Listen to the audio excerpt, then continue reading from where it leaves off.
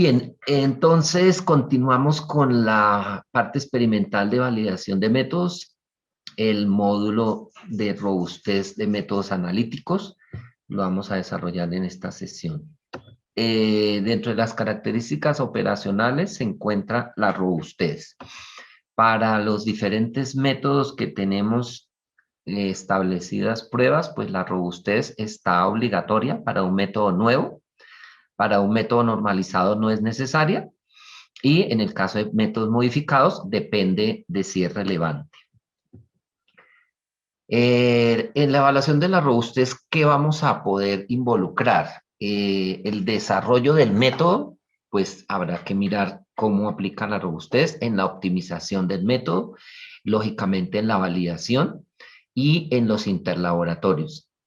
Según la definición de la AOAC, dice que es un estudio dentro del laboratorio. Esto modernizó la definición de robustez de hace muchos años, que se consideraba que era solo con interlaboratorios, para evaluar el comportamiento de un proceso analítico cuando se efectúan pequeños cambios en las condiciones ambientales y o de operación semejantes a aquellos que pudieran surgir en los diferentes ambientes de prueba. O sea, simula todo lo que le puede suceder al método. Muy bien. Según la ICH y la CPMP, dicen que la robustez es la medida de la capacidad de un procedimiento analítico para permanecer inafectado por pequeños pero deliberados variaciones en los parámetros del método. Proporciona además una indicación de su fiabilidad durante su uso normal. O sea, se provocan esas variaciones para ver qué tanto aguanta el método en su resultado. Muy bien. Entonces tenemos un procedimiento que es importante atenderlo para que nos lleve a resultados confiables. Primero identificamos cuáles son los factores que van a poder afectar ese resultado, que van a poder ser variados a propósito. Definimos los niveles o intervalos de trabajo del método.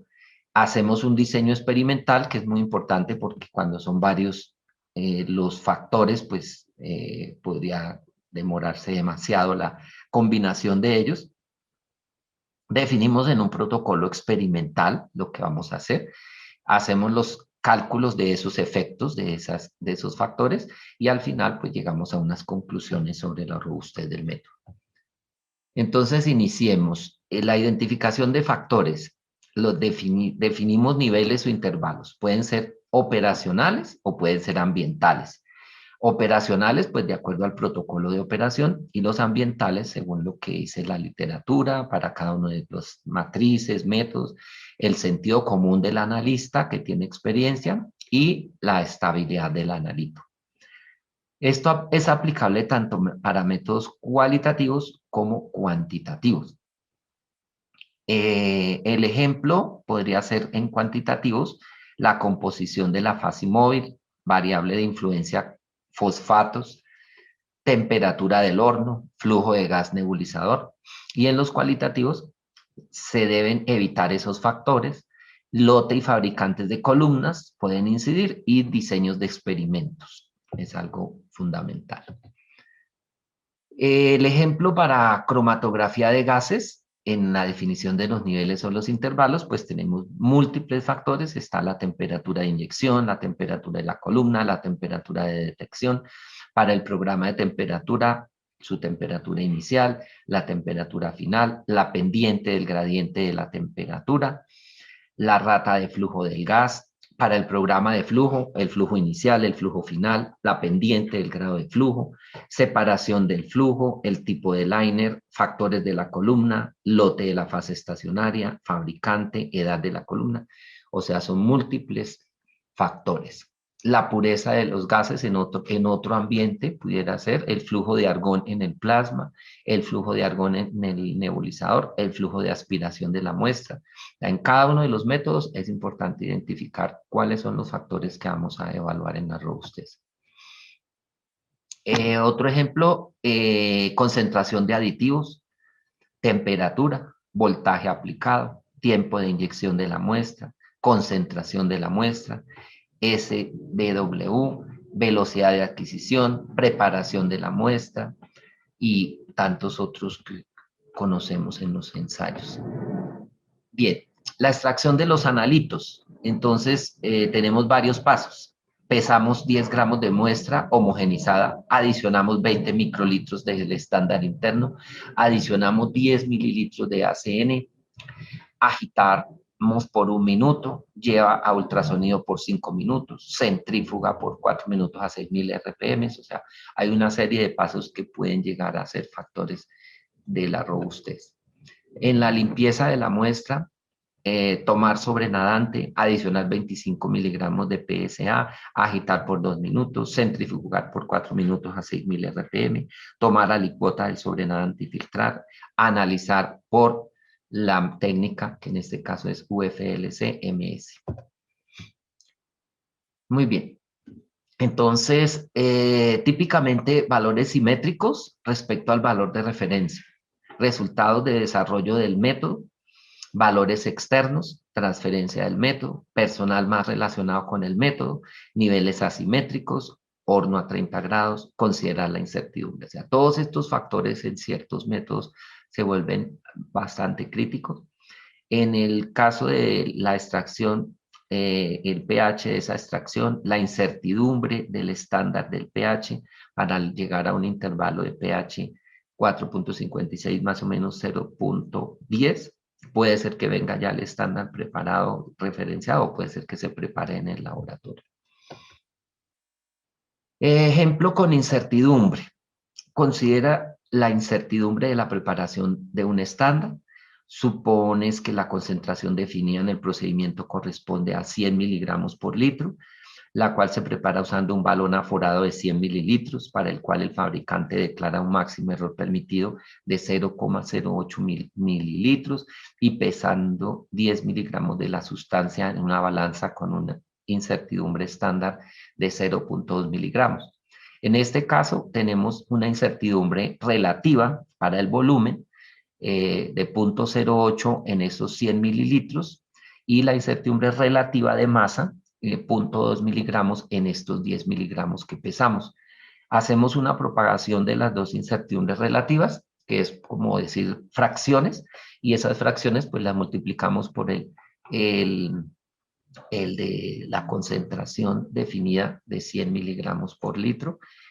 Hacemos la propagación cuadrática y nos da al final que la incertidumbre de esa concentración que preparamos fue de 2 miligramos por litro. Seguimos con más ejemplos. Determinación de nitrógeno amoniacal. El NH4Cl secado hasta masa constante a 105 grados más o menos 2 grados Celsius. Almacenamiento en una botella de plástico, polietileno, a una temperatura entre 4 grados y 8 grados Celsius. La solución es estable alrededor de un mes. La absorbancia de la solución debería ser 0,3 a 0,5. Desgasificar y purificar la solución, llenarla en el depósito de reactivo y dejarla reposar durante al menos 2 horas. Ahí están las identificaciones de los factores. Entonces tenemos 3 escenarios que vamos a ver uno por uno. El primero le llamamos diseño experimental completamente al azar.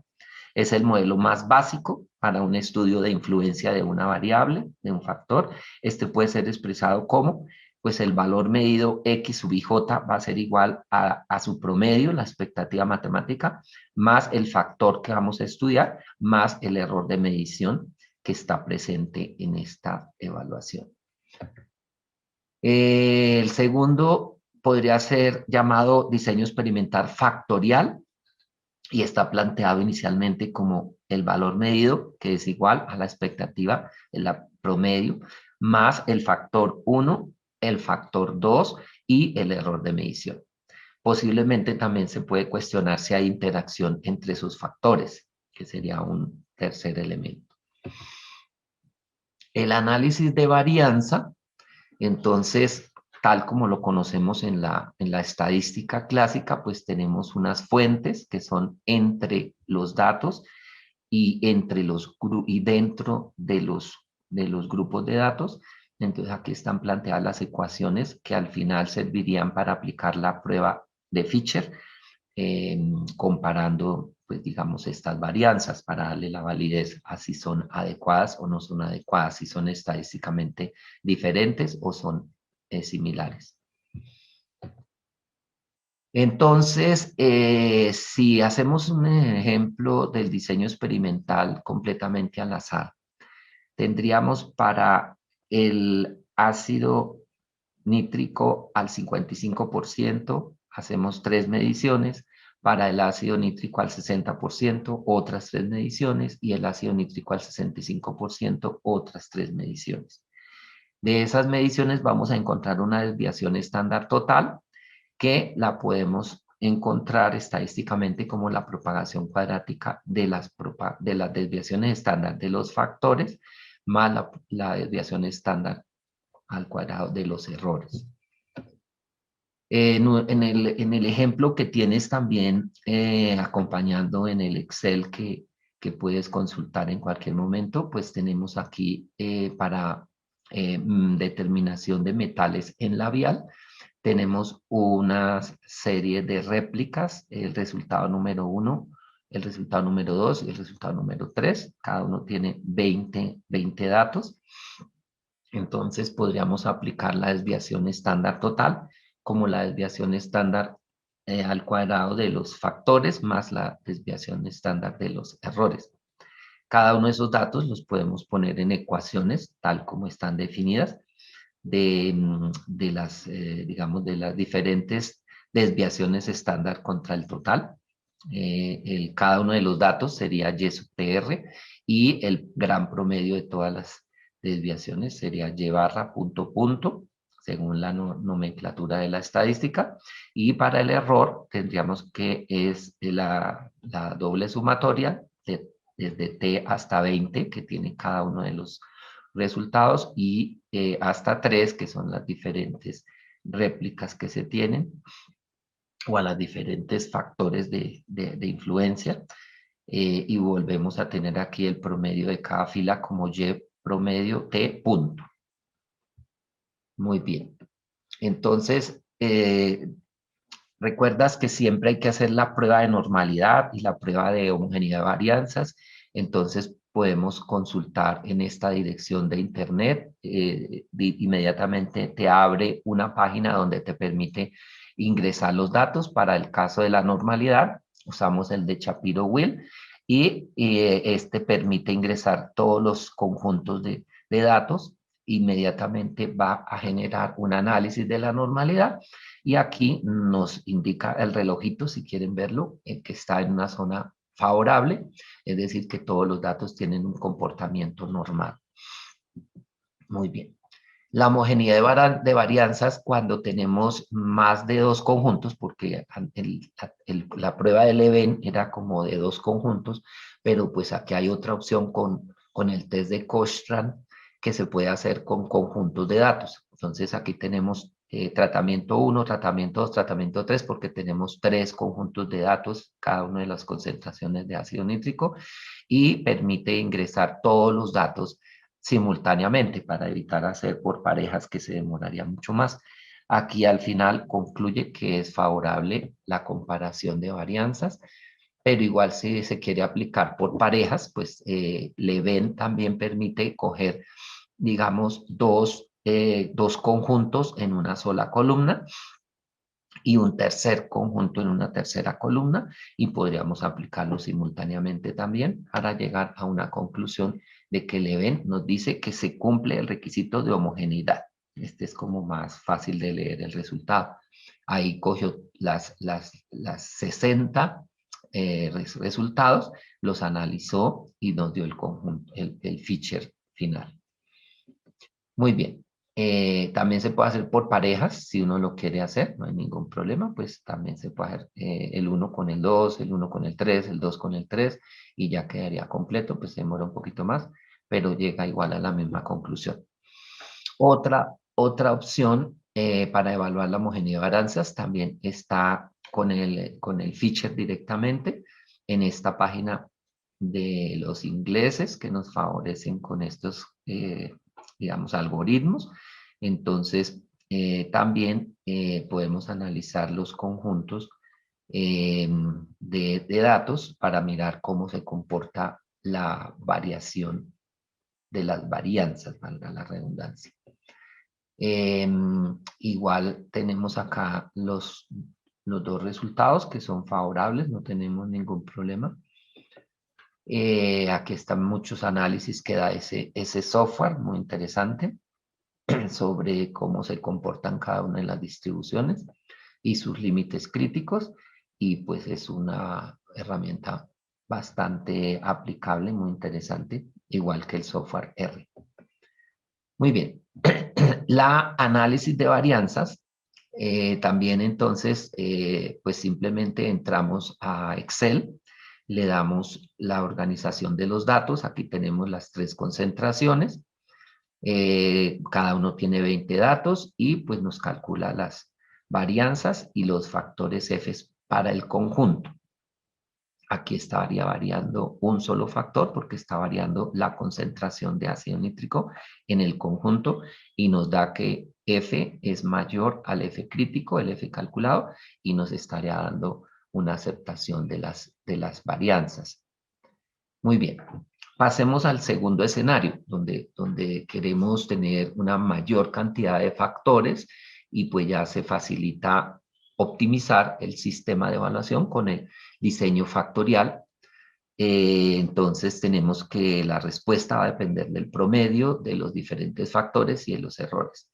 Entonces aquí para el diseño factorial estaríamos hablando de para cada una de las concentraciones, pues tenemos réplicas de la primera medición, réplicas de la segunda medición, réplicas de la P-medición, las que se necesiten, hasta diferenciando el tiempo en minutos de extracción, por ejemplo, y eso se repite para las 3 concentraciones. Eso da bastantes opciones. Entonces, aquí está planteado el ejemplo, dice diseño factorial. Se desea conocer si un método para la determinación de elementos tóxicos en cosméticos es robusto a cambios en la temperatura de digestión de la muestra y a la concentración del ácido nítrico. Ya tenemos 2 factores, ya no uno solo, sino 2 factores. Antes era solo la concentración del ácido nítrico, ahora es concentración de ácido nítrico y temperatura de digestión de la muestra. Ok. En este sentido se plantea un diseño experimental en el cual se estudian 2 diferentes niveles para cada uno de los factores seleccionados. Para la temperatura se realizó la digestión a 180 grados Celsius y a 190 grados Celsius. Para la concentración del ácido se empleó nítrico al 60% y al 65%. Los resultados de los porcentajes de recuperación se presentan a continuación. Entonces, con la concentración 1, tenemos para temperatura 1 y para temperatura 2, y para la concentración 2, temperatura 1 y temperatura 2. Estos datos, pues, los organizamos de una manera adecuada. Los puedes consultar aquí en el Excel que está acompañando la presentación para que no se vayan a presentar problemas en el análisis. Entonces, análisis de varianza. Le pedimos ahora a Excel que nos haga análisis de varianza de 2 factores con varias muestras por grupo.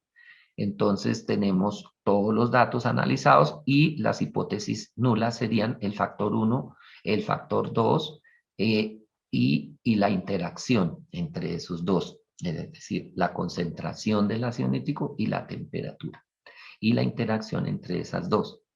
De tal manera que los resultados, pues aquí nos dan que la muestra, la concentración, tiene una varianza adecuada, que las columnas tienen unas varianzas adecuadas, pero la interacción sí es significativa. O sea, no pasa en la prueba de que se pueda considerar de que no hay interacción. O sea, sí hay interacción entre concentración y temperatura. Muy bien. La última opción del análisis de robustez, que es la más completa que se tiene establecida estadísticamente, se llama el diseño de Jouden-Steiner. y pues básicamente la tabla que establece Joudensteiner tiene que considerarse los experimentos que pueden ser, digamos, los diferentes factores que nosotros vamos a combinar con los diferentes contenidos, y pues hay unas fórmulas para garantizar que se hicieron suficientes combinaciones y demostrar que si el efecto es menor a 2 o sea, a raíz de 2 por la desviación estándar, el método es robusto para cada una de esas condiciones. Entonces, si aplicamos eso, pues digamos que aquí están las fórmulas, eso lo formulamos en Excel, en el ejemplo que tienes aquí disponible, está ya formulado en Excel. Vamos a poner un ejemplo de diseño de Joudensteiner. Entonces sería las variables están de la A a la G, el pH de fase móvil, JN2 de secado, la relación absorbente mililitros de extracto, relación ACNA de la muestra, la relación agua-muestra, el volumen final y el volumen de inyección. Entonces, el parámetro que está establecido en el método es 1.90 pH, 12 litros por minuto, 50 de relación, 1 a 5 de la relación D, 2 la relación y volumen final 2 mililitros y volumen de inyección 5 microlitros. Entonces le vamos a hacer unas variaciones a esos factores a ver cómo afectan. El pH lo variamos a 2,5, el secado a 10 litros por minuto, la relación a otro factor diferente a 50, la relación con la muestra del ACNA, y así sucesivamente le hacemos diferentes variaciones que son convenientes experimentalmente decididas por los analistas porque conviene recoger todas las variaciones posibles en el método. Entonces, esos valores los ponemos en el diseño de Joudensteiner. El número del experimento, pues siempre tiene que ser con la tabla completa. Y estamos variando el pH. Cuando es mayúscula, el pH del método, y cuando es minúscula, la variante. Lo mismo para el B, en las posiciones que lo establece la tabla de Joudensteiner, para cada uno de los 1, 2, 3, 4, 5, 6, 7 factores en este momento para complementar toda esa posible combinación. Entonces, fácilmente ustedes aquí en la tabla de Excel que está acompañando a este ejercicio, pues se dan cuenta que simplemente para un caso particular se puede ejemplificar con unos valores de contenido de, en este caso, arsénico, plomo, cadmio, mercurio, con diferentes resultados. Les calculamos acá la desviación estándar, los criterios, raíz de 2 por la desviación estándar de estos valores, y se hace aquí la aplicación para cada uno de los compuestos, la aplicación, a que ustedes ven las fórmulas, el BA, un cuarto de lo que está planteado por Joudensteiner, y al final le hacemos una valoración de estos resultados frente a estos criterios. Entonces nos da que para el caso de arsénico, en el primer nivel no es robusto el método, en el siguiente tampoco para plomo, sí es robusto para cadmio y sí es robusto para mercurio. Y así sucesivamente puede concluir para cuáles elementos es robusto y para cuáles no es robusto. Entonces la conclusión sería mucho cuidado con las interferencias para los cuales el método no es robusto, y eso sería el control de calidad necesario para complementar este ejercicio de robustez. Hasta aquí llega nuestra presentación de robustez. Esperamos les ayude en sus validaciones. Muchas gracias.